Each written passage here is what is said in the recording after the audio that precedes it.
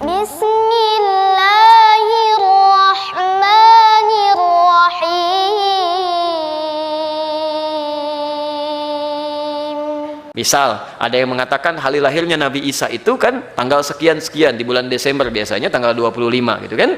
Baik. Nah, ketika diungkapkan seperti itu sudah lama, dari dulu ada begitu. Turun ayat Quran untuk meluruskan. Diluruskan. Kata siapa tanggal sekian kan? Turun isyarat-isyarat disebutkan kapan lahirnya. Kalau Desember itu musim apa?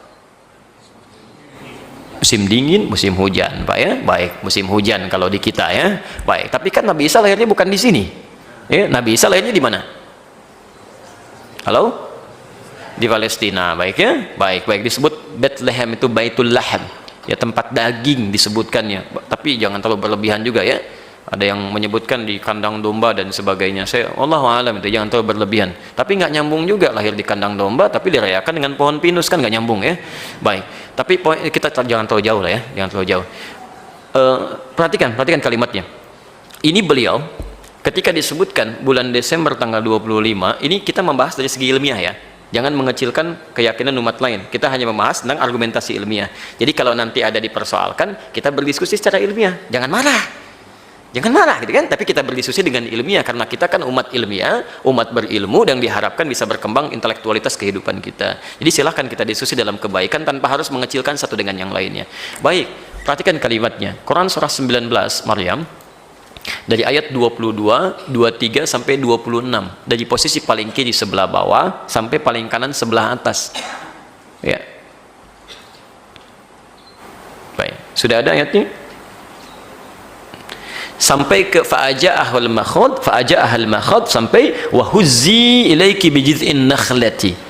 Ketika ibunda Nabi Isa itu Maria disebutnya kan, lisan orang-orang yang lain, merasakan kandungan yang sudah semakin berat, lelah ya, sampai mengatakan ya Allah kan, kalau saya meninggal sekarang pun saya ikhlas ya Allah, wa kuntu nasyan mansiya, kemudian saya dilupakan aja gitu kan, sampai tidak harus seperti ini. Itu ketika dalam keadaan demikian dihibur oleh Allah.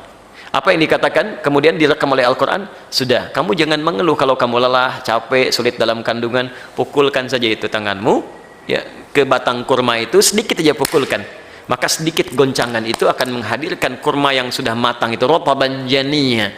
Ibu, ini saya beri isyarat Bu ya, ada kalimat rotab janiyya. Rotab itu kurma yang mengkau, matang.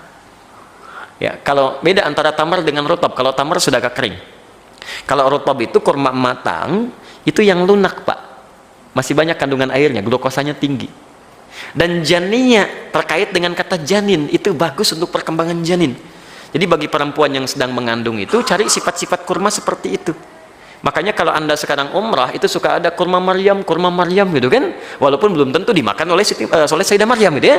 Baik, kurma Maryam itu bukan harus kurma yang seperti itu, bukan. Setiap rutab, setiap jenis kurma yang sudah masuk fase rutab, ada fase tertentu yang itu baik untuk perkembangan janin. Jadi setiap kurma, nggak harus kurma yang itu. Jelas ya?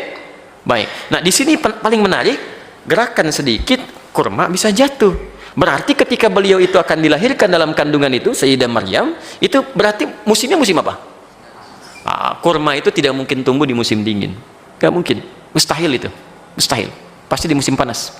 Puncak panas itu ya sekitar Juli sampai Oktober di Timur Tengah. Saya tinggal di 5 negara di Timur Tengah. Itu selalu Juli sampai Oktober. Itu puncaknya. Dan kurma paling enak itu memang saat panas. Saat sedang panas-panasnya luar biasa, cepat matang, mengkel, itu paling nikmat tuh kalau makan kurma itu. Enak gitu Pak. Ya, nggak percaya silahkan ya. Itu nikmatnya luar biasa. Jadi di sini kalimat Quran ingin menyampaikan bagaimana orang bisa datang, ya logika sederhana aja ya, ke satu tempat. Kan kandang domba sekarang dengan kandang domba dulu, kalaupun dibenarkan itu kan beda situasinya. Bagaimana musim dingin puncaknya Desember sangat dingin luar biasa, tiba-tiba bisa sendirian keluar, itu pakai apa sendirian?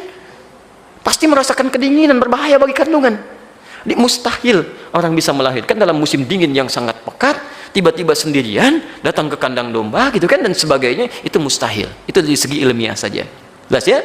Nah, jadi di sini Nabi Isa pun sudah mengatakan isyarat-isyaratnya. Tapi yang paling penting, musaddiqal lima baina yadayya minat Taurat, saya ingin menegaskan kembali dan meluruskan ajaran Taurat yang dulu pernah disimpangkan di masa saya, wa mubasysyiran birasulin ya'ti min ba'di ismuhu Ahmad, dan saya kasih kabar gembira.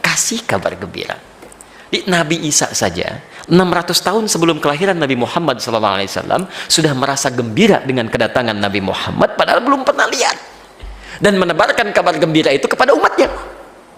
Ya. Saya kan tadi katakan ada orang gembira wajar kalau dalam kandungan sampai dengan melahirkan, ini belum datang sudah gembira. Ya, jadi ini menunjukkan ada keistimewaan Nabi Muhammad SAW dari nabi-nabi sebelumnya. Nabi Musa itu tidak pernah menyampaikan kabar gembira dengan kedatangan Nabi Isa. Silahkan cek. Ya, tidak juga Nabi Daud, tidak Nabi Sulaiman. Padahal Daud dengan Sulaiman itu bapak dengan anak. Ya, Yakub anaknya Yusuf. Yakub punya anak namanya Yusuf. Ya, Yakub anaknya adalah Yusuf, gitu kan? Baik, tapi ketika Nabi Yusuf itu kemudian tumbuh menjadi nabi, itu nggak disampaikan kabarnya bahkan kepada saudara-saudaranya. Minta dirahasiakan. Silahkan cek ya di surah Yusuf itu. Ya kata bapaknya, kamu jangan kisahkan nih pada saudara-saudaramu ya, takutnya ada masalah. Padahal nabinya sudah ada, tapi jangan minta dikisahkan. Nabi Muhammad tidak, sebelum datang nabinya, sampaikan kabar gembira ya. Nabinya belum datang, sudah dikabarkan. Nabi Yakub, nabinya ada, anaknya Nabi Yusuf, tidak dikabarkan. Jelas ya? Nabi Musa, saya beri gambaran lagi. Kenal Nabi Musa? Alhamdulillah ya. Kalau kenal saya repot dulu. Antum siapa sebetulnya ya? Baik.